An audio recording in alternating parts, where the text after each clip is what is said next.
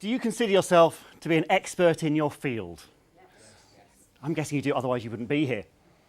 If you are serious about promoting yourself and your business, I would suggest that you should be promoting your expertise through the media. And there's a couple of reasons why. First of all, it's a great way to boost your reputation. Being able to say, has appeared on the Today programme, a regular guest on Radio 5 Live. It's a great way to build instant credibility. The other reason is it'll make a big difference to your bottom line. All of a sudden, you're in front of an audience of potentially millions. And let me give you a couple of examples. Ian Franklin is a vascular surgeon, works for the London Vascular Clinic, and 2 years ago, April 2012, appeared on Woman's Hour, talking about varicose veins. His business rose 20% within a week, and even now, I spoke to him last week, even now, he's getting at least 2 calls a month from people saying, I heard you on Woman's Hour, I kept your details, I want to be a patient. Owen Jones is an expert in glasses, eyewear. He appeared in the Mail on Sunday, last November, talking about the future of glasses, mentioned his name, his business, and what he does. And he creates glasses where you can adjust the lenses yourself. Within 24 hours, his UK warehouse sold out. 6 months of stock went overnight. Now, if you do want to be a media expert, there are 3 things I think you need to have. First of all, you need to have something to say. Media experts tend to have one of 2 roles. You're either there to explain, in which case you need to be able to take the complex and make it simple, or you're there to give an opinion, to comment. Now, you don't hear media experts saying, yeah, I quite like that. That's all right. Media experts will be saying things like, that is the best thing that could happen to this industry. That's exactly what we need to do. This doesn't go far enough. You need to be prepared to stick your head above the parapet, quite frankly.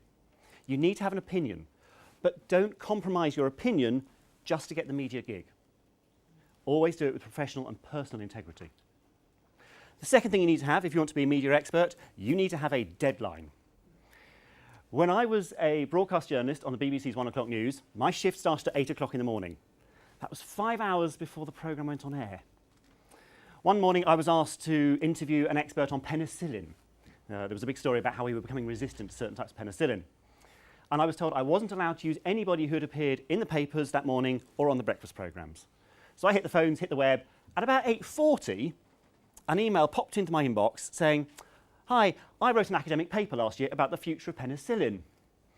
Thought you might be looking for interviews. I can be in your Manchester studios in 40 minutes. Bit of vetting later, and they are my best friend. So if you want to put yourself out there as a media expert, particularly to comment on the issues of the day, you need to get your skates on. If it appears on the Today programme, everybody's really found all their guests by lunchtime, because they're all following it up. The third thing you need to have if you want to be a media expert is you need to have profile. Now, this goes 2 ways. First of all, you need to be easily found. So maybe your website, your blog, your social media presence, it all needs to point towards your expertise.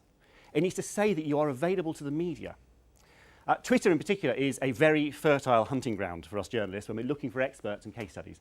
Look at the hashtag #JournoRequest, and you will find dozens of requests from journalists every single day looking for experts on a whole range of topics.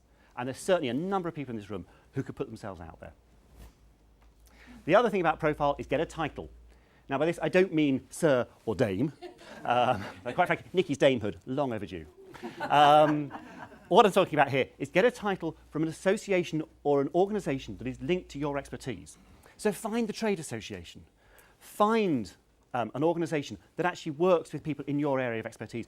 Go for a charity, volunteer, stand for election. Get yourself a title, and that actually does add to your credibility. If I, as a journalist, am looking to write a feature about, say, professional speakers, I don't want to speak to a member of the PSA. I want to speak to the president of the PSA, because they're the person at the top. They're the top expert. So the people you see in the media as experts are on the whole self-appointed. There is no committee that's saying, yes, you're an expert, and you're an expert, but you're not.